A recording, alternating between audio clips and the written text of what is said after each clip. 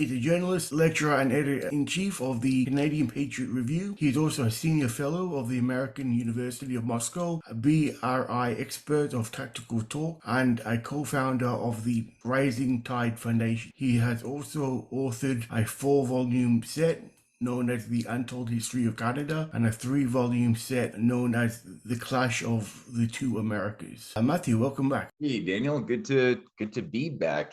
And by the way, if my internet gets choppy at any time, I do apologize. There's been just some unreliable connection going on my end, so I'm sorry if that happens. No worries. Okay, since we last spoke, we finished our conversation about FDR. I was wondering if we could keep on that time period. It was after his death that he was replaced by Harry Truman, his VP, Henry Wallace.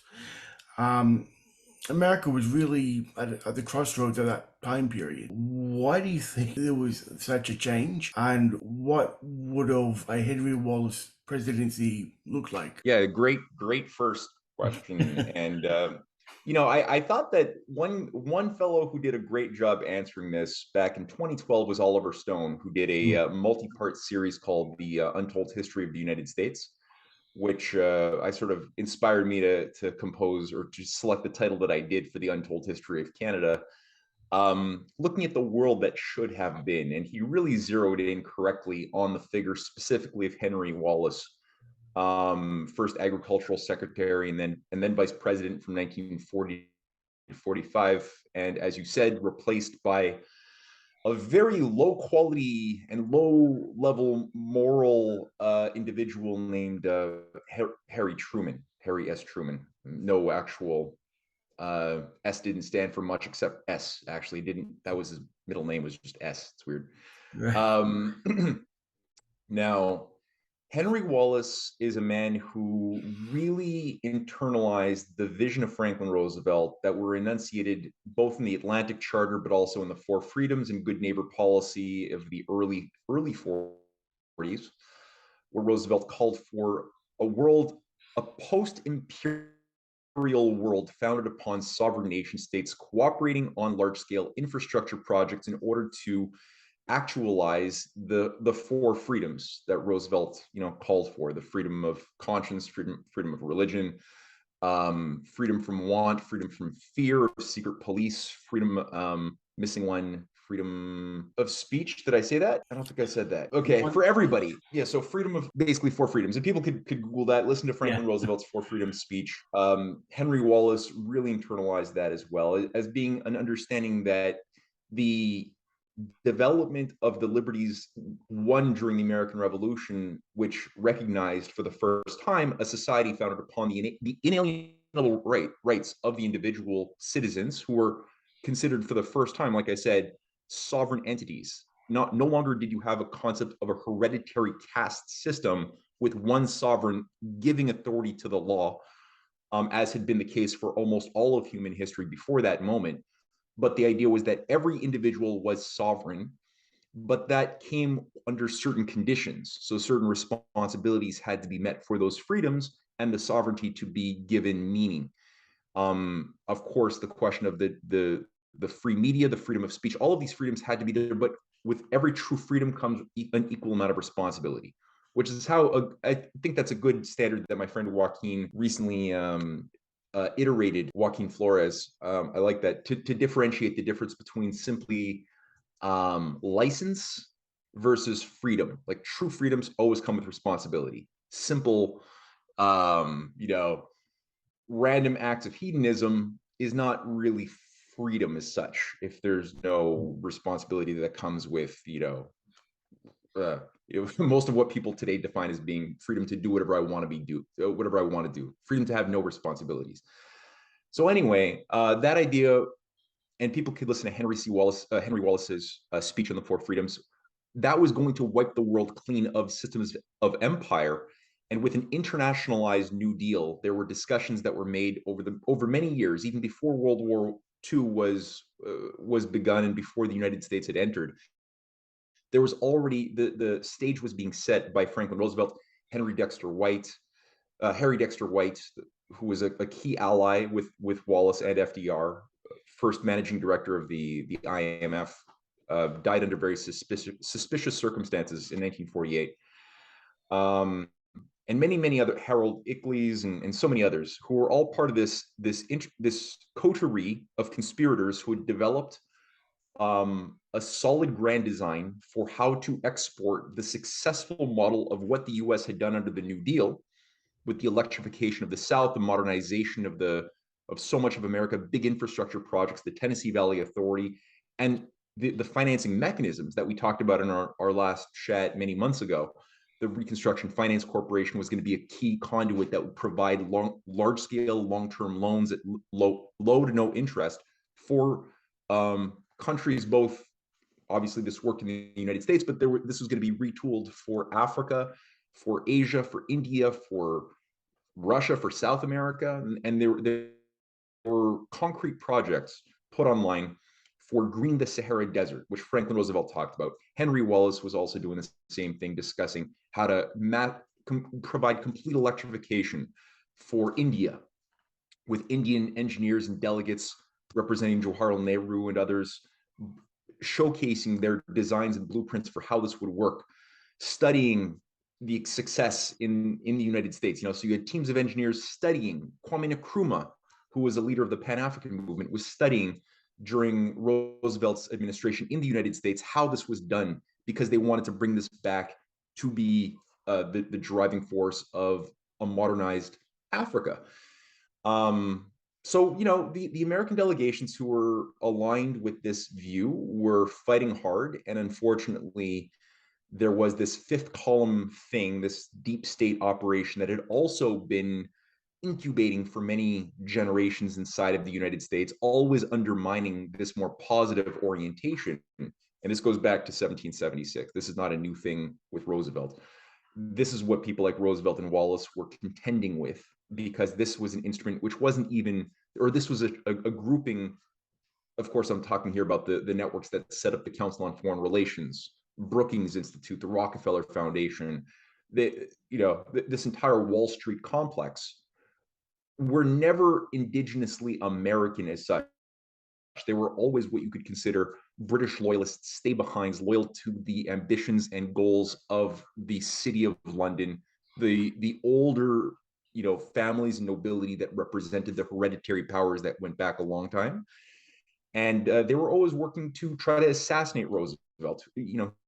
He survived a couple of assassination attempts. They tried to run a business coup to overthrow his government and bring about a fascist police state in America in 1934. So, Roosevelt and Wallace understood this thing. Wallace talked openly about the American fascists who were plotting to create a new world war with Russia. He did this when he got fired because he was demoted to Commerce Secretary in 1945 under Truman. And then when he started speaking openly against the American fascists of Wall Street who were plotting to create this post-nation state order, he was completely flushed, and he became a third-party candidate in the 1948 elections against Truman, where he represented the Progressive Party and represented, I think, one of the last most potent potentials for reviving a true American constitutional foreign policy until JFK. JFK also studied Franklin Roosevelt's policies, and he was organized by Eleanor Roosevelt and Charles de Gaulle and many other, old school, wise statesmen and women who understood the nature of the beast, gave him a solid formation. And he spoke, JFK, openly about reviving Franklin Roosevelt's vision for the 1960s, which he did on a variety of levels very successfully until he was cut down. So yeah, I mean, there was definitely a great potential. Like I said, the world would have gone a very different place. And I think the key thing that I'll end with is on that question is what would have made it work in Roosevelt's mind, Wallace's mind, was that it would be premised around a US-China-Russia alliance that we're going to force England on a leash to become a well-behaved nation state for the first time in a very long time. So they were going to retrain Britain on how to behave properly and play nice with your neighbors instead of acting the way they had been acting for a long time. And that's at the heart of the United Nations Charter. Of course, keep in mind, Roosevelt died 2 weeks before he was supposed to attend the first summit of the United Nations. The charter itself is still a solid charter. That's why the leadership of China and Russia today always cite, in opposition to the rules-based international order, the opposing philosophy located, as they always say, whether it's Glaziev, Lavrov, Putin, Xi Jinping, they're always talking about the UN Charter being the only viable basis for an international law. That's because they know what it is, and abuses and evil have been done in the UN name, no doubt. But at its heart, there is this very viable, workable set of principles that enshrine the sovereignty of nation states as sacred, that establish the basis of international law around the cooperation and harmonization of economic interests for the benefit of the people, not for an encrusted elite. So that's something you could definitely work with. And the World Bank, the IMF, were originally brought online as part of the Bretton Woods institution to be instruments to advance the abolishment of slavery, empire, want, and all of these other things. But unfortunately, as I mentioned, Harry Dexter White was labeled a red commie traitor, as was Wallace, as were all of the Franklin Roosevelt patriots. They were all targeted for destruction on a variety of levels. White dies. The IMF is never permitted to act the way it's supposed to as a lending mechanism for international New Deal projects. And the world went the way it went instead, So that's part of our history. Yeah, it's a shame, to say the least. Yeah. What could have been. Keeping on what you mentioned the business plot, the coup, attempted coup. Thank God for Major General Smedley Butler. But just like Wallace, I believe that section of history has really been lost to a lot of people. These type of stuff really should be mainlined. I always thought Smedley Butler should be spoken with the same breath as Patton or with MacArthur or people, generals like that. But he's usually forgotten about. Can you please go in a little bit into detail about him and attempted coup? Yeah, for sure. I agree with you. He should be much more well known than Patton, frankly. I mean, Patton did some good. He kicked some good Nazi ass during World War II, but the guy was a little bit nuts, and I think he was calling openly for going to war with the Russians when they were still our friends, working side by side. And anyway, anyway, he thought he was like the reincarnation of Genghis Khan. There's a certain usefulness for characters like that, but you don't want to put them in charge of policy. That being said, Butler is what I think makes him so important is that he's a Green Beret, the most highly decorated officer of U.S. history, a record he holds to this day. And he was used. He basically was a good soldier. He carried out his orders always without asking any questions. But he had a conscience, and his conscience weighed heavily on him, especially considering he found himself in charge of operations that were not in the interest of the United States, but were more in the interests, as he even wrote in his War's a Racket book and his many speeches, more in the interest of United Fruit, the Rockefeller machine, Standard Oil. And basically, he talked about how when Wall Street wanted a nationalist, pesky government that was not behaving according to the economic policies that they desired, they wanted these people killed or overthrown. And Smedley Butler found himself, utilizing the U.S. military, going back all the way to the Philippines war, or the war between the United States and the Philippines. Well, Spain technically, but anyway, Philippines was really, anyway, it was like a Vietnam situation, right? A complete unjust war. He found himself just being a servant of these business interests and killing, I mean, so many innocent victims and people and national potential. So he finally said enough with this. And he found himself as an admired leader of the veterans of World War I. He was seen as being a trusted, honest man. His speeches were very strong against Wall Street, against the higher business class that were increasingly taking control of the structures of government. And so, the forces the J.P. Morgan, DuPont, Rockefeller, trust, this nest that had been incubating and growing and growing and growing for generations inside of the heart of the United States. They were getting a little bit, they were troubled by the fact that their agenda for a new world order was being challenged. And this is an agenda that had really gone back. I mean, one could say to the murder of McKinley, but I think one of the key moments that saw this thing take real hold for a one world government, a restoration of a new Anglo-American British Empire, was under the League of Nations. Things like the Council on Foreign Relations, which was the American branch of the British-controlled Chatham House, the Royal Institute for International Affairs, was set up. Originally, it was constituted in 1919, but it was officially set up in 1921. Under and managed by generations of Rhodes scholars and Fabian Society ideologues who had been staffed and brought in to manage this thing as part of what would later come to be known as the Five Eyes, this international intelligence agreement with GCHQ and NSC. In Canada, you got your own branch too, but this would be part of what Cecil Rhodes had laid out before he died in his wills, as being the recapturing of the United States and the restoration of a world order premised around Anglo-Saxon British hegemony, with, of course, a U.S. brought back into the British fold as part and parcel of this old pre-1776 complex. So it took time to do this and to undermine the United States from within. These agencies were key to making this happen. I'm again referring to the DuPont, Rockefeller, Carnegie operation, this whole thing. And they wanted, as part of, originally, the plan was to get the League of Nations to be, with its covenant, the anti-nation state world structure that would bring everybody under this supranational control that would be managed by, what we know of today as the Bank of England and this whole network of supranational technocrats.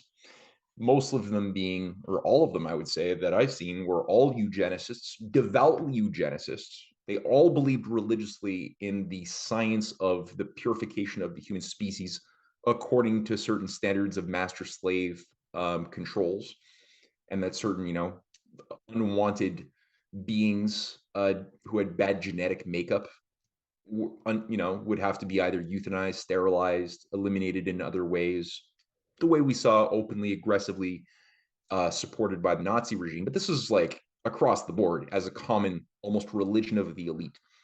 Oh yeah, the eugenic. A lot of people don't realize that was originated in Britain, and it was carried out in America by the progressive movement, of all places, of all things, and then it was adopted by Hitler.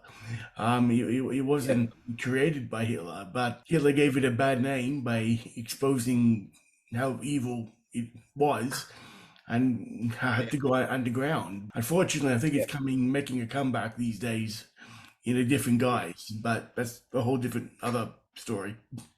Yeah, we could touch on that. Yeah, but you're right. And so Butler was a guy who was selected at a moment when they needed this self-professed elite saw their plans threatened, as I mentioned, because Franklin Roosevelt, coming through after 3.5, 4 years of the Great Depression, again an orchestrated takedown of the financial system that was done in 1929.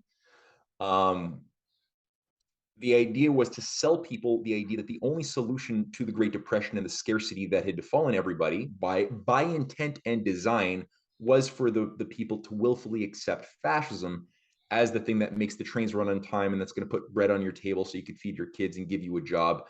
And of course, eugenics and everything else would come with that fascist solution to the problem that was also created. So both parties were infected with this. The Democratic Party, the Republican Party, both had agencies of fascist eugenics influence within them. Things were moving ahead pretty well, but Franklin Roosevelt resisted this. He basically went to war with these Wall Street operatives. He broke up the banks with Glass-Steagall. He brought in the SEC. He started defending the people by creating social security for the first time, creating a safety net, guaranteeing people's deposits and savings that were tied to the clean economy. And he started forcing the banking system to behave according to a higher constitutional law. That was if you look at the Reconstruction Finance Corporation, if you look at all of the other subsidiary organizations that provided government-backed loans for large-scale projects as well as small projects, it was a complete revolution in banking that we hadn't really seen since the days of Abraham Lincoln, which again were cut off before they could really blossom under the greenbacks.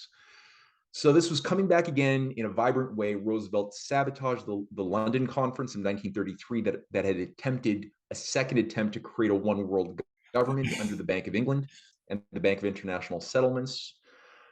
He sabotaged that by pulling out the U.S. delegation, kind of like what India and China did in 2009 by pulling their delegations out of this Green World Government Agenda conference for COP14. So that's what Roosevelt sort of did back then. And how were they going to eliminate Roosevelt?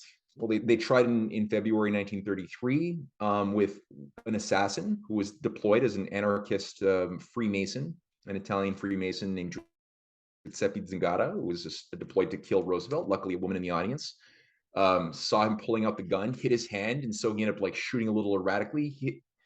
The person standing next to Roosevelt did die, the Mayor Cermak of Chicago. A few other people got hit. Roosevelt just avoided that. But again, thank God for that lady in the audience, whoever she was. But they killed Zingara within a month. No real investigation. The whole thing was put to bed and people were told to forget about it. Roosevelt understood who the enemy was that was out, and it wasn't some lone gunman.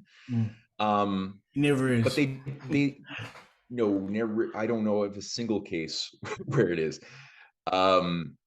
Now, they couldn't do that again, having just failed miserably the first time around. So the second shot was, well, how do we take the angry, striking World War I veterans, the Legionnaires from the American Legion, who were not receiving their promised bonus pay. I mean, there was a Great Depression, the money wasn't available, so there was huge strikes, and there was about 500,000 bodies strong who were striking at different parts of the Union at all times throughout 1930, 31, 32. And so the JP Morgan complex was thinking, well, how do we take and channel all of this energy into a mercenary force that could then take the government, and who's going to lead it? There was no leadership. And so they really latched on to the figure of Smedley Butler. At this point, he had been retired, and they were thinking he just needed a bigger piece of the pie. He was just angry that he didn't get enough reward for the work he did overthrowing governments. And so if you just gave him more money, more incentive, he'd be our man. And Roosevelt, when Butler was approached by representatives of the Morgan clique, Grayson Prevost Murphy being one of them, who was a bond salesman, JP Morgan guy, he played along. He saw that there was more to this than simply two guys who wanted to deliver a certain type of a speech, and played along for a couple of months, got as many names as he could get, and then when the time was expedient, he went to the FBI, to Hoover, and said, look, there's a conspiracy to overthrow the government. You got to do something. And Hoover was like, I don't want to hear about this. That's circumstantial. Go away. And obviously Hoover was a part of the thing when we look back at what Hoover was doing. So he next went to the McCormick-Dickstein Committee. And these were two senators running the House of Un-American Activities, basically at the time before it became an anti-communist witch hunt thing. Before World War II, it was mostly for stopping or tracing Nazi activities and fifth columnists embedded inside the United States. So it had a different mandate. And so McCormick and Dickstein were two senators or senator and a congressman who oversaw the investigation into the claims and the evidence that Butler had presented, and corroborated all of it by November 1934. Found all of it to be genuine, and it gave Franklin Roosevelt a massive edge to basically do battle and stop a lot of the resistance that the Wall Street and Federal Reserve agents were imposing on his designs for reform. And I think he made sort of a Butler was very angry because he wanted a complete purge of this Wall Street fifth column. And Roosevelt took a different approach. Roosevelt said, well, I don't know why, maybe he thought it wasn't expedient to do it at the time. Maybe he thought he needed these power players. So, but he basically came off with an agreement that he would allow them to avoid jail and he wouldn't go on the warpath against them. But at the same time, they would have to start cooperating for the first time. And so we saw more advance of the New Deal reforms. A lot more projects were being built around that time. Butler ended up going to Universal Studios a few months later and recorded the famous broadcast where he outlined to the American people what exactly had transpired with this Wall Street coup, which you could still to this day listen to on YouTube. I made a documentary with my wife and a friend, Jason Dahl, going through this story recently that people can get on YouTube. And Roosevelt did battle, but definitely what Butler did is he changed the course of history. And he says in this testimony that they wanted him to lead 500,000 striking American legionnaires, who, again, keep in mind, the American Legion was set up as a fascist organization. The president of the American Legion in the 1920s was calling for a Mussolini-style fascist corporatist government in America. He's on record. It's not like today we have this idea of just these old timers, dancing and remembering the old days. No, this is a very different beast. A lot of good people were within it. They weren't. Not every member was a fascist, obviously, but that's what was running the thing top down. And Butler basically exposed how they wanted to install him as a puppet government, a puppet dictator, for the bidding of this business class. And so again, that changed the course of history. I always thought that maybe FDR kind of let the plotters go as a secret little deal. Also, it was probably embarrassing going, I nearly had a fascist coup in my own country, closer than people think, while I'm fighting against Nazism and fascism overseas. Well, that would come later, but yeah, it was a lot as a head of state to admit that you have an independent operational intelligence, military, paramilitary agency outside of your authority. You can't just go in and say that. That's often why leaders are frequently blamed for actions that their deep state or shadow government does in the name of the nation. Trump had to, on many occasions, Donald Trump is a great example of somebody who had to take ownership for actions that I know for a fact he did not deploy, whether the killing of Soleimani or a variety of other things. He couldn't just go and say, oh, I got this. I'm running a government that has this wholly independent military industrial complex intelligence apparatus that doesn't obey me. That is not something you can say. JFK had similar things that he had to own too, despite the fact that he did not advocate the creation of the Vietnam War policy or the Bay of Pigs or anything of the sort. Although with Trump, I would say he, out of all the presidents, he seems to be pretty open about it, though. Yeah, that's true. Although, just one last thing about the coup. Is it true that Prescott Bush, the grandfather of George W. and Bush Senior, was he part of the plotters? Not directly, but he was part of the network, the nest, directly. Like, so of those who we've proven were part of the coup, he wasn't like direct one. There's a degree of separation of him per se, but when we look at the all of these figures who are, whether it's Thomas Lamont or there's a whole, I go through in my article in our documentary. They all are orbiting the exact same network of the Harriman banking house, Brown Brothers Harriman, which again is even affiliated with Montague Norman, the fascist eugenics loving director governor of the Bank of England, who had his family bank merged with the the Harriman family of America to create Brown Brothers. Also, again, major conduit for supporting the growth of Nazi fascism all the way up through the early 30s when, Prescott Bush was helping to facilitate loans to the Nazi machine. Later on, Montague Norman himself oversaw through the transference of Czechoslovakian gold into the Nazi coffers, even after the war had begun. So you had a lot of work. And later on, even Prescott even found himself working for Union Banking Corporation, where he was found guilty in a congressional investigation in 1941 after the U.S. had joined the war for trading with the enemy through a variety of very obvious subsidiaries and fronts. He was doing direct business, supporting the growth of the Nazi complex. Later on, the Rockefeller Standard Oil complex was also behind providing petroleum products and other things to the Nazi machine. There was, like, the idea that the Nazis just arose as this sociological organic phenomenon is such a mythology and a lie. Like, this is so artificial. So much work had to be put in, money, energy, finance had to be put into the growth of this artificial monstrosity. The war didn't have to happen. The war was, and again, people attack Roosevelt for getting the U.S. into a war they shouldn't have been in. There's a lot of people who do that, and was there information regarding Pearl Harbor as an inside job? Yeah, there was pre-knowledge of that. The Australian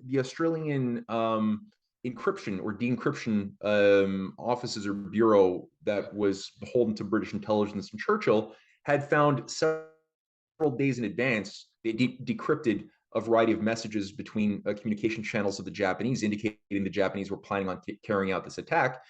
They delivered that information to Churchill, which was part of their protocols, and they presumed that Churchill would deliver that to Franklin Roosevelt. And of course, Churchill didn't, because by this time, the governing class of Britain had a big policy of abortion. There was a bit of a policy coup where the openly hardcore fascists like Oswald Mosley and Neville Chamberlain and Lloyd George, who had aspirations to become prime minister again, were there was a decision to eliminate, or even King George or King Edward the eighth, I want to say seventh, eighth, the Nazi king, taught Elizabeth the Hitler salute.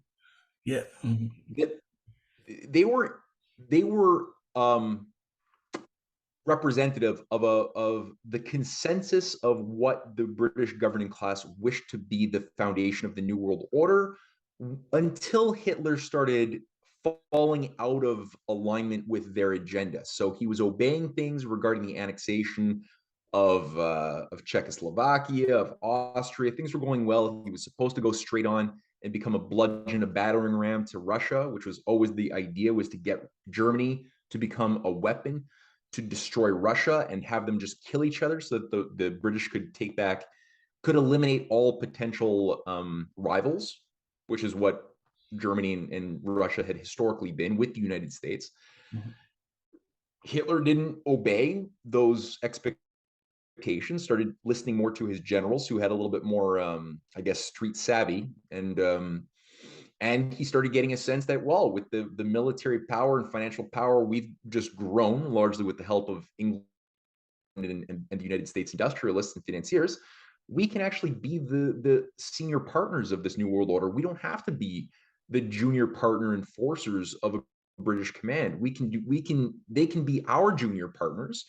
And some of the British command were happy to go along with that, and eat some humble pie. And other ones were like, no, we bend to no one. we're the top dogs, the alphas, no matter what. And that's what was behind this change of British foreign policy, where they installed Churchill, a slightly more, somebody you could sell as being anti-Nazi, though he was not anti-fascist and he was not anti-genocidal, because look what he did to the Indians. And he admired the Mussolini black shirts and even said he would march with them if he was a little bit younger. But despite that, he had a better PR, better public image. So they put him in. and he was begging Roosevelt to come in and save their ass and help turn things around. And Roosevelt bided time. He knew that America was still too weak, had not built itself up enough and recovered enough from the Great Depression in 39, 40, and he didn't have the support. American people often, the majority, did not trust. They already got, what getting enmeshed in British imperial foreign wars overseas. They did that in World War I under Wilson. It didn't work out at all. It was a disaster. They didn't want it again. And so Roosevelt obviously had to contend with that as well. But, the idea that he himself had orchestrated Pearl Harbor is a complete, everything I've looked at does not, they make a lot of leaps of assumption that they expect their followers to carry on with, based on the fact that he had created a naval blockade or basically sanctioned Japan, made it difficult for Japan to access American petroleum and other products, for carrying out their slaughter of Chinese, of which the Japanese killed over 10 million Chinese, many of whom were civilians. And so, yeah, like Roosevelt cut off the Japanese war machine in the midst of their slaughter that had already begun in 1931 against the Chinese. That was part of the trifecta, right? Japan and Nazi Germany were going to divvy up the world.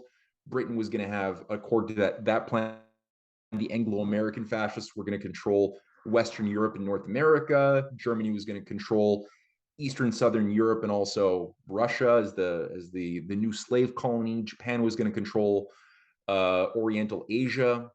England was also going to control India as the crown jewel. Africa was going to be a free-for-all of fascists to loot as a continental slave colony.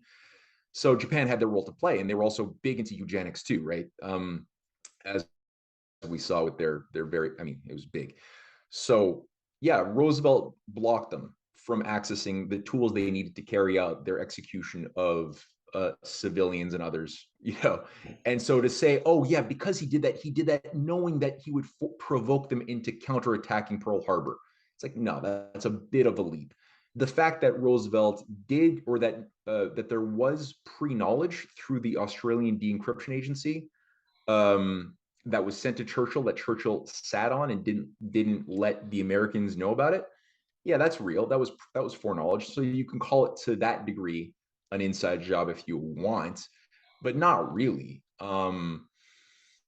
It's no way comparable to, like, let's say, the Gulf of Tonkin lie that never happened to get the U.S. into the war in Vietnam, or 9/11. A different beast completely. But the fact that Roosevelt was able to enter did upset the New World Order agenda in a serious way. It did throw over. It did get the world to finally realize what eugenics actually was, which was never supposed to be made public. When Hitler was defeated, and people actually saw the consequence of the Tiergarten 4 euthanasia policies and everything else that were done in various camps against not just Jews, but also Slavs, against any, gypsies, anybody who's unfit.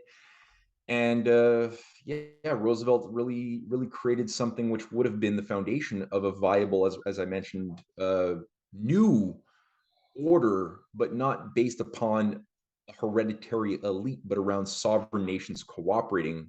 And Stalin trusted Roosevelt immensely. So did Mao and Chiang Kai-shek on both sides of the Chinese Civil War. Both sides trusted Roosevelt's broader vision for helping China industrialize, develop, and modernize. Both sides of Mao and Chiang Kai-shek's groups co-endorsed the development strategies unveiled at the Bretton Woods Conference in New Hampshire in 1944, which were endorsed and supported by the United States delegation, not Keynes. Keynes was another eugenicist world government financier representing the Bank of England, not the interests of nation states, and was always in complete opposition to any of the policies that the U.S. Franklin Roosevelt New Dealers around Harry Dexter White were supporting for Africa or Asia or anywhere else.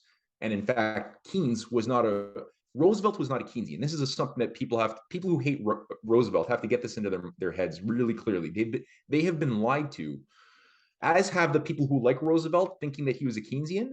They've also been lied to.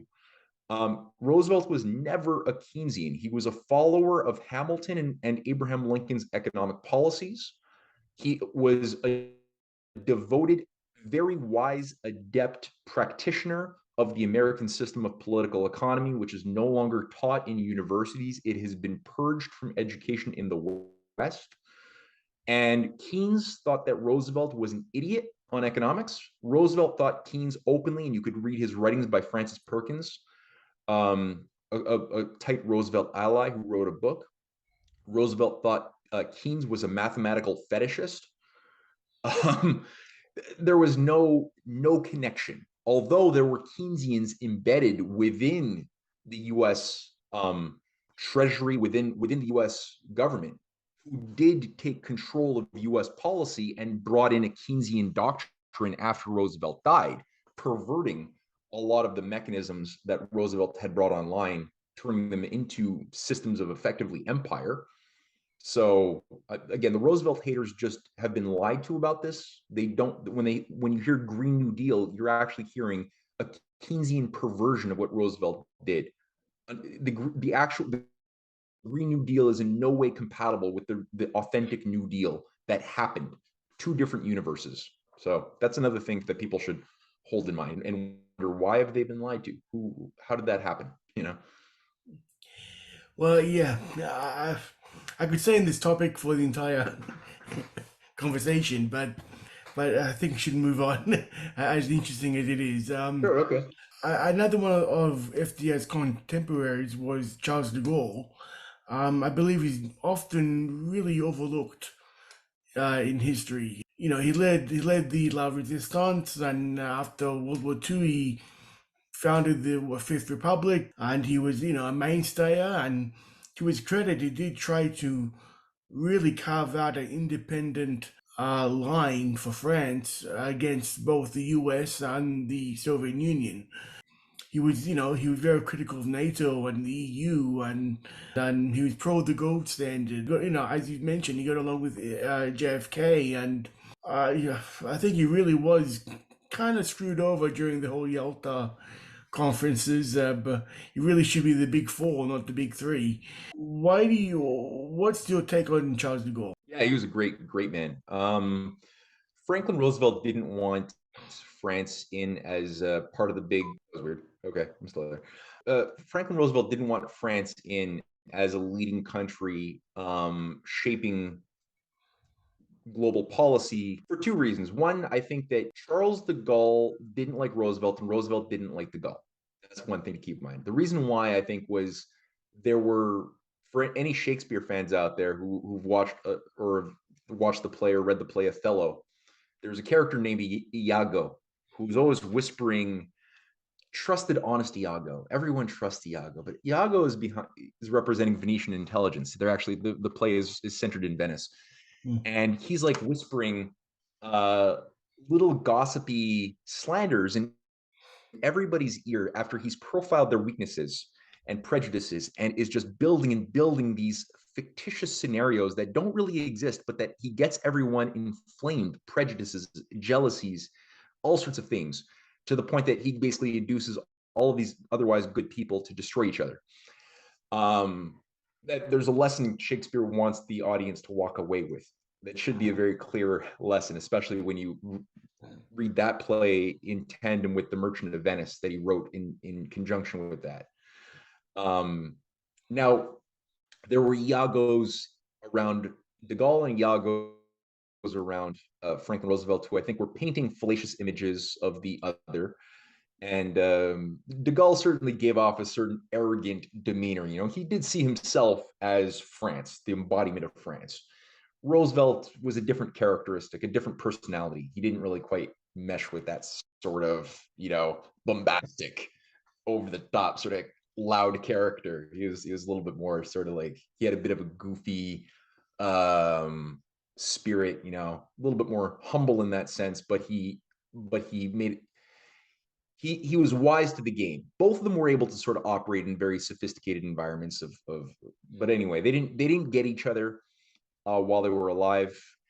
The other thing was, Roosevelt more broadly saw that the French were way too easy. They way too easily adapted to Nazism under the Pétain regime. And he saw, like France is a deep-seated serious deep state problem, that one couldn't simply just trust that institution, which at that time the OSS had a whole file, a dossier called the Synarchy, on the international Synarchy, which was effectively by that time the the French centered banking complex and fascists that had been behind the growth again of fascism, working in tandem with their British and Italian and American counterparts. But there was a whole section of the French which were really, really messed up, and they continued on. I mean, this is the bane of DeGaulle's existence after he was elected president. Well, first he did hit the job like a good, Cincinnatus, the famous Roman general. He did his job, and once the war was won, he left his position to allow other people to lead it, and they led France right back into the grave. And so he realized, okay, to come back out of retirement, and he took the position again of the presidency, and did a good job, damn good, leading the Fifth Republic.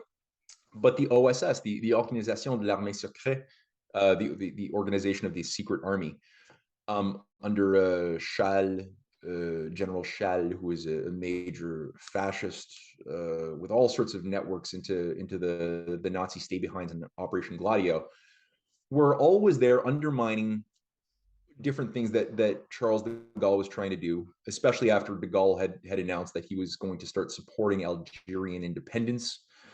This was like an unacceptable red line, and assassination attempt after assassination attempt was deployed. Many of them were found to have been directly sponsored and directed by the Organisation de l'Armée Secrète of Schall, and many others. Some of them were influenced or brought in things like Operation Permindex, the Permanent Industrial Exhibition, which had as a major influential player a figure named a Canadian named Major Louis Mortimer Bloomfield, who was a major player within the William Stevenson, the man called Intrepid, his intelligence complex. And it was basically a front. On the surface, it was a commercial operation to facilitate business and trade relations, along with another organization called the World Trade Organization, as an international network, that they sort of dovetailed each other. A lot of similar directors in both. But in reality, when you look at what this thing did, it was a cover for an assassination bureau of Murder Inc. that had huge integration with the mafia, crime syndicates, drug money laundering, other things. Whitney Webb actually documents a lot of this stuff in her volume 1 and volume 2 of the One Nation Under Blackmail. I have it right over there. So if people want to but so Charles de Gaulle survived 30 assassination attempts. That's no small deal. And he kicked out NATO from France, because NATO was part of Operation Gladio, that integrated Nazi and other Italian fascist stay-behinds into the post-World War II security apparatus. That was run out of a branch of NATO. Almost every single, I think up between 1949 and 1983, every single chief of Eastern European operations of NATO were all former Nazi SS officers. That wasn't just an anomaly. That was consistently. That was like 9 of them back to back. And Charles de Gaulle kicked NATO out of France. That was their headquarters originally, and they had to go to Brussels. He made sure that Britain was going to be kept out of the European Common Market that he wanted to set up with Adenauer of Germany, who we had a common agreement with, that Adenauer, Germany was a lot weaker because of what they were subjected to after World War II under Allen Dulles and the CIA. But despite that, Adenauer didn't want to sacrifice Germany any more than they'd been sacrificed. He trusted de Gaulle a lot more than he trusted, the Churchill networks. And yeah, they had worked to try to create a viable economic system tied to silver, gold, other things. JFK was sort of moving in that orientation to interfacing with de Gaulle. on numerous levels.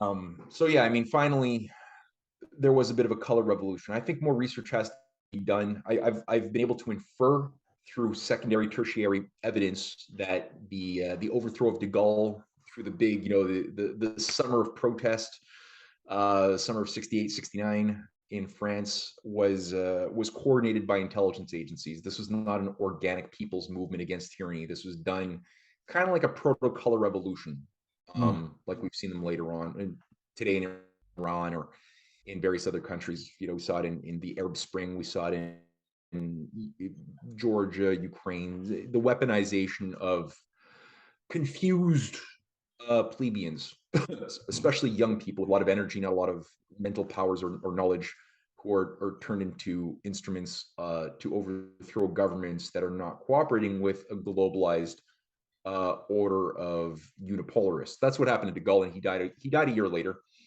But despite that, yeah, his legacy is still, I think, very powerful. And anything viable within France today that could break free of this current death cult, managing, this Well, transatlantic world order, is going to be in the genuine, authentic de Gaulle spirit being revived. I've always said that Marie Le Pen party, ironically, started as the descendants of Vichy, but she owns the mainstream support and success into transforming the party into a Gaullist type of party. If you look at their policy positions, a lot of it's Gaullist. So it's anti-establishment, it's anti-globalist, it's anti-everything else.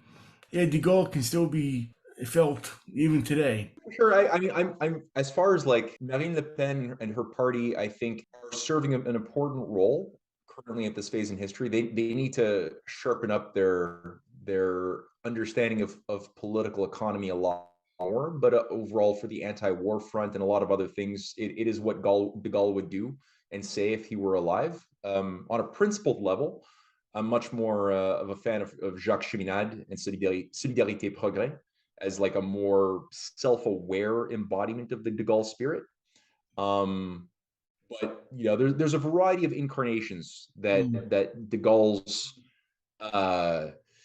experience and life and courage have inspired in future generations. So that just needs to get tightened up across the board and turned into some active citizens movement as well, on top of a real policy that looks east, as de Gaulle looked east towards cooperation with Russia, with China, with other countries based on real win-win cooperation. Also with Quebec.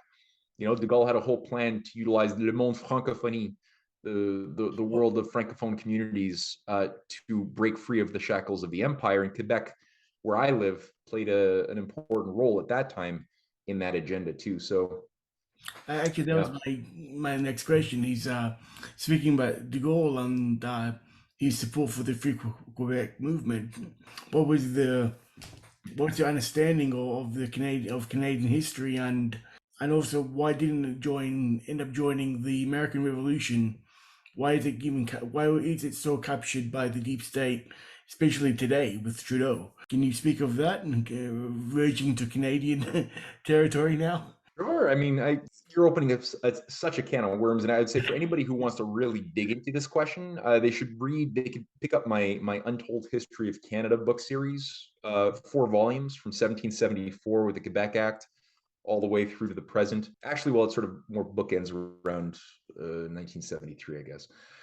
Quebec is a very interesting phenomenon within North America.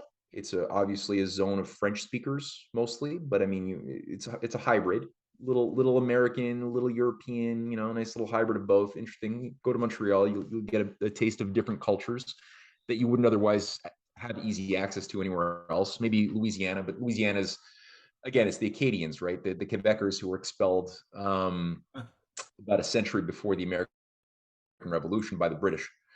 And they tried to wipe them out and destroy them, but they couldn't completely do that. So you got this phenomenon of Louisiana French speakers, Cajuns, Acadian. That's where the word Cajun cooking, it comes from Acadia, which was northern Quebec. Yeah, yeah, I didn't know that. So it's strange, fun little phenomena that just float around, right? And so what's good about the Quebecois is that there's this American impulse to disdain monarchy and hereditary customs and power by and large. That's there. And for good reason. I mean, the Quebecois, the French Canadians were really abused. It was a French colony, you know. The France had a much greater, a lot more interest. They had all of Louisiana, the Louisiana territories that were purchased by Jefferson in 1804 by Napoleon. That was originally all French. Detroit, Detroit. All of this was French.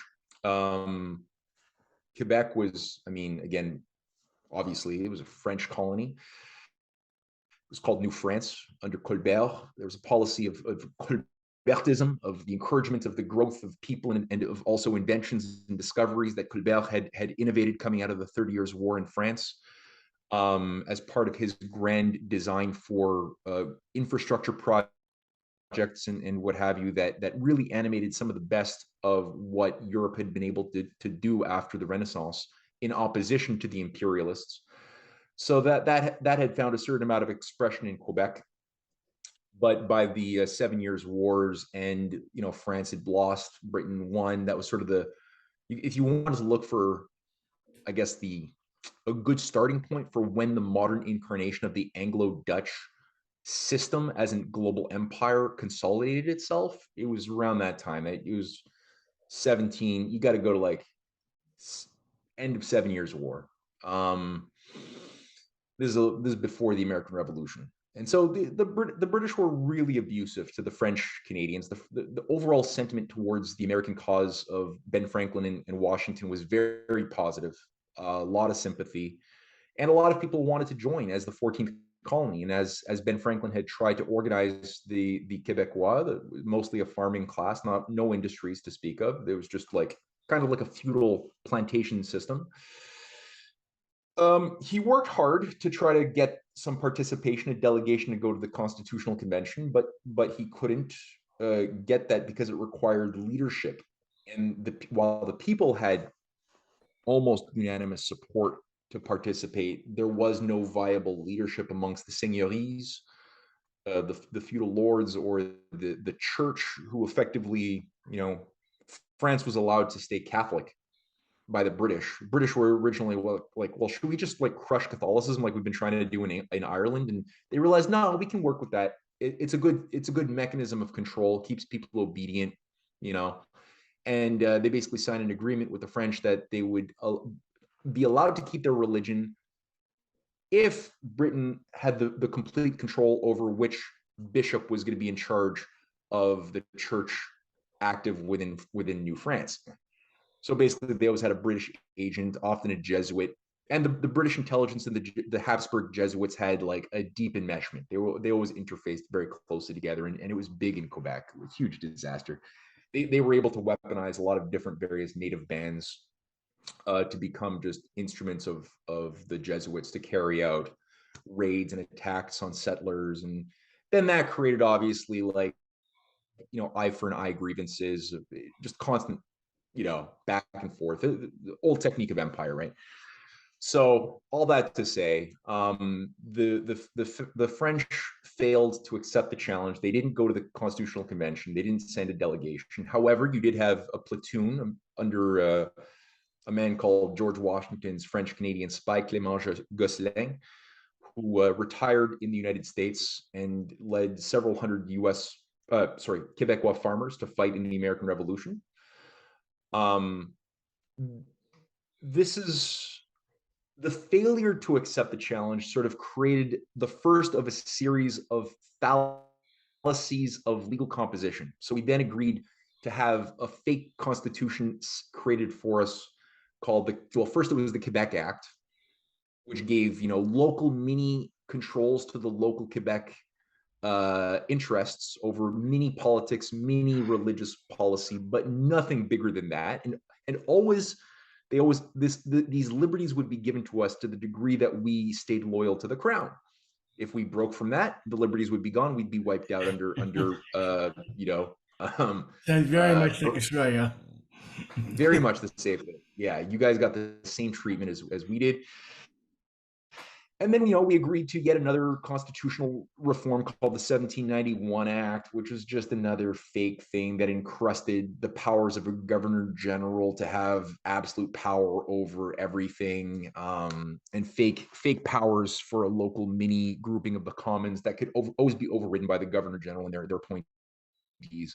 So that was fake. And then, that boiled over to a rebellion finally in 1837-38 in what's called Lower and Upper Canada. So under Louis-Joseph Papineau, who led the Quebec Rebellion, in Upper Canada, which became later Ontario, led the English part of the rebellion under the leadership of William Lyon Mackenzie. They sort of coordinated and wanted to create a new republic, or an actual republic, for the first time, and undo the error of 1776. But it was an underripened fruit. They didn't take the time to properly develop, the way Ben Franklin did, the terrain, the cultural atmosphere to make it happen. And so they didn't understand what they were operating within. And within weeks, it was sabotaged from the inside. It was like, 9 out of every 12 revolutionaries turned out to be British agents. It was just a disaster. And Lord John Russell, who also did some pretty nefarious work in Australia, as far as I could tell, also oversaw the crushing of this colonial uprising. And they then agreed to accommodate the British. Said, okay, well, we need to give them a little bit more liberty, but we'll call it responsible government.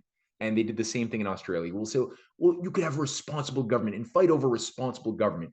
What did that mean? That just meant government that would be obedient to the British Empire and be responsible to the British Empire. That's really what it meant, with very limited public participation, so limited. So that was like the 1840 Act of Union that established a new type of structure for legislatures, but again, same type of problem. And then we got another, constitutional reform in the 1867 Act, which created the Confederation, the British Confederacy of the four colonies united, including Upper Lower Canada, Nova Scotia, and I think it was New Brunswick. Anyway, they became a confederacy that always, again, beholden to the British Empire, the Crown, the Privy Council. It was all enshrined in the Constitution in 1867.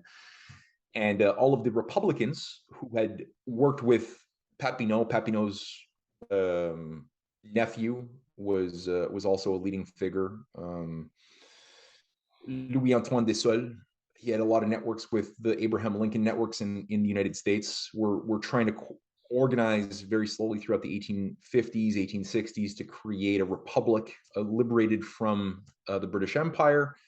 But with the success of the 1867 coup, most of them were purged, fell from power, and essentially that fell to the wayside. I'm not going to go through the rest of the history of Canada, but all that to say, this is what sort of came back to the front with the Union Nationale Party, was this Papineau spirit. There was corruption, obviously. It was very enmeshed with the Catholic Church as a political instrument. There was no separation of church and state.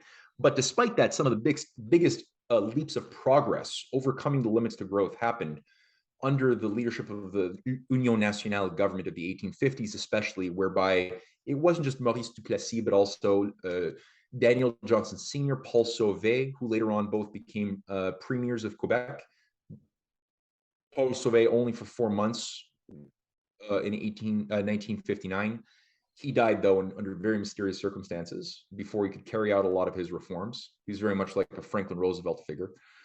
Daniel Johnson was sort of the father of the hydroelectric power development revolution of Quebec. He oversaw the harnessing of so many of these unbounded river systems and built them into dams, irrigated, created a farming revolution as well. And he was a close ally with DeGaulle, and it was through him that DeGaulle was invited to come to Quebec. And now the interesting thing is that the two biggest enemies of Daniel Johnson Sr., I got about 10 minutes, by the way, of Daniel Johnson Sr. were René Lévesque, who later founded the Parti Québécois party, a big separatist party, and Pierre Elliott Trudeau, who was Lévesque's nominal enemy, both Jesuit trained, who ran the sort of the Fabian Society operation that became the Liberal Party, or took over the Liberal Party of Canada and became the federal government. Again, that was a Fabian Society, British-directed Fabian Society, run by 6 Rhodes Scholars, that was set up in 1931 under the League of Social Reconstruction. 6 Rhodes Scholars created this thing. It was actually called the Canadian Fabian Society as a think tank to create a new scientific management of society in response to the Great Depression. The fact that they selected as their lead, not even hiding it. No. Yeah. It was openly there, and eugenics was one of their key thrusts. Purely, they had a political party called the first it was the Cooperative Commonwealth Federation, and then it changed its name to the NDP, the New Democratic Party, in 1960. That's what Pierre-Elliott Trudeau was incubated in as a Fabian himself, recruited by Harold Lasky in 1949 in the London School of Economics, repositioned back into the Privy Council Office of Canada, and was just really good at what he did as a young sociopath, groomed under very creepy networks that often had a lot of overlap with some pedophilia material too, right? And some Satanists too, like a figure named Georges-Henri Lévesque, no relation to René Lévesque, was a key figure who was nominally a man of the church, who was the father of Quebec sociology. He was also known as the father of the Quiet Revolution, and he ran through the department of the Université de Laval. He worked very closely with roundtable officials like Vincent Massey, who was the head of the Canadian Roundtable Movement, the thing that ran the Canadian branch of the CFR, the Council on Foreign Relations I told you about. They worked together under the Massey-Lévesque Commission to de-Americanize Canada and create a new basically a new synthetic nationalism to give Canadians a false sense of what it means to be Canadian. It was a whole operation, and that's something that a lot of Canadians they can't even emotionally go there because it's just too personal. So it's a tough thing. But anyway, I'm saying it. And so Pierre-Elliott Trudeau was working at Université de Laval under a Georges-Henri Lévesque project. He was tested and tested again, and he was just the right man for the job, selected by Maurice Strong and another figure at Montebello. Mont Blanc. There's a big talent search, and he was selected as being a key guy who had what it took. He got out of the NDP party, became a liberal. The Liberals by this time were the Fabian Society parasite, realized they couldn't get the power they needed through the Liberal Party, or the NDP Orange Party, and instead they took a period of about 5 years to, like a virus taking over a host. They purged the Liberals of their pro-development, pro-Franklin Roosevelt leaders, who had formerly dominated the Liberal Party from the 1930s, 40s, 50s, and even but basically by 57 they were purged.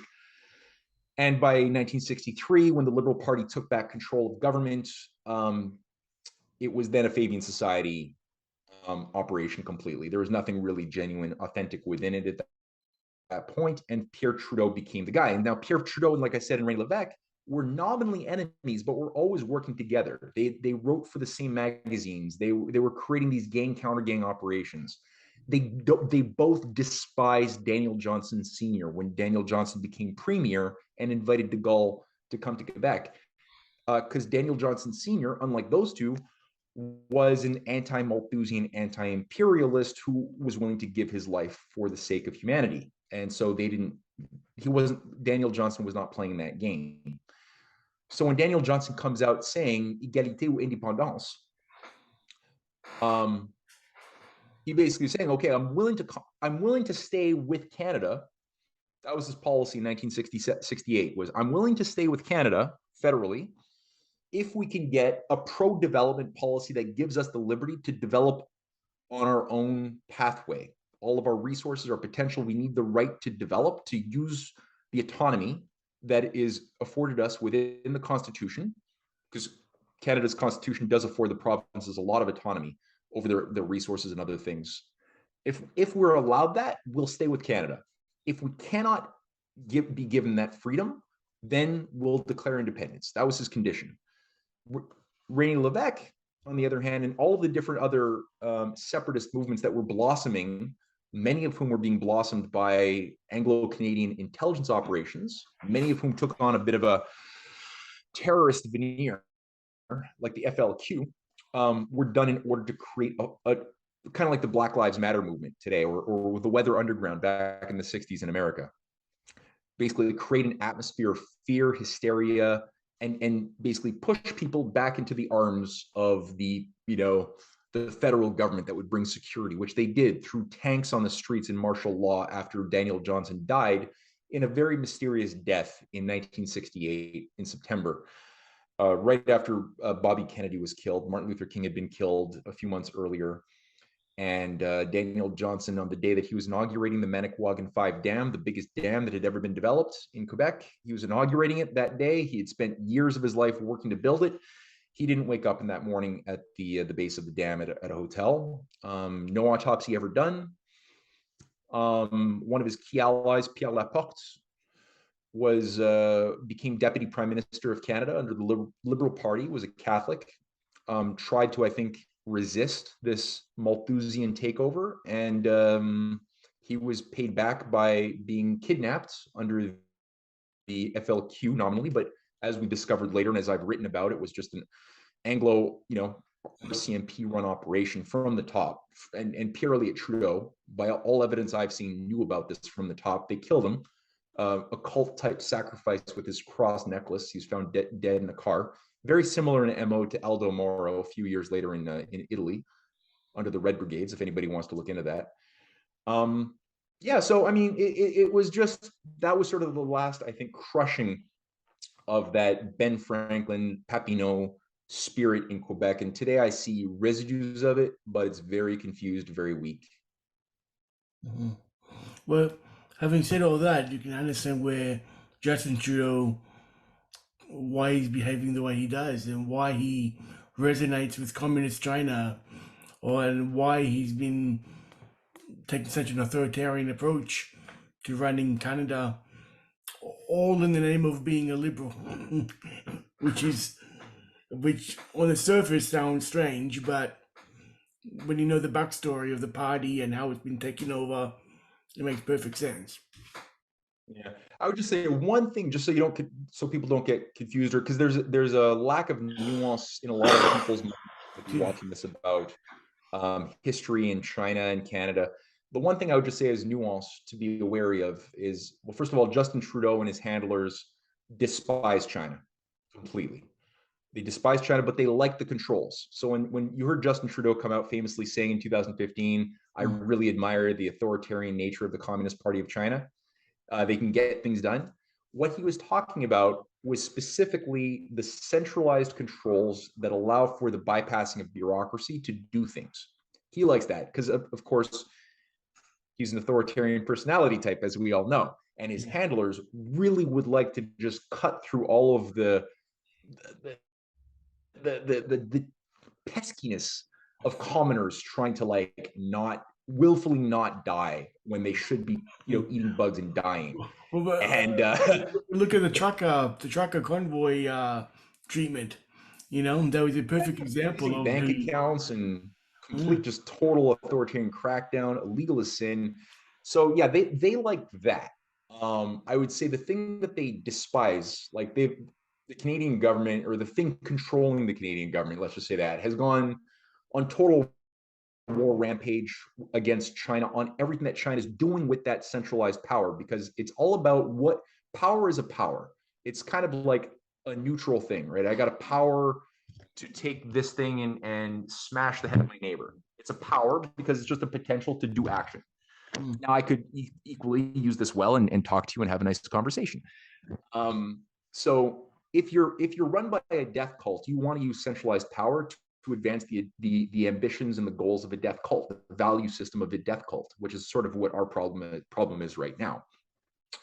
If you look at why is it that Canada has sanctioned China, has forced Chinese companies to divest, kick them out of Canada, has blocked Chinese investors who wanted to buy up, defunct Canadian construction companies to build infrastructure. The reason why they did that is because they don't like what China is doing with their power, which is to use it in such a manner as we see with the $4 trillion worth of Belt and Road Initiative projects to build, high-speed rail, water systems, healthcare systems, education systems, like all of the stuff that they're using with it is generally tied to overcoming limits to growth. So they're doing things that we used to do in terms of emitting large-scale credit through national banks for 15, 20, 30-year projects that are really bearing quite a bit of good fruit. And you could see it by the fact that they're middle, what do you call it? Not middle income. They're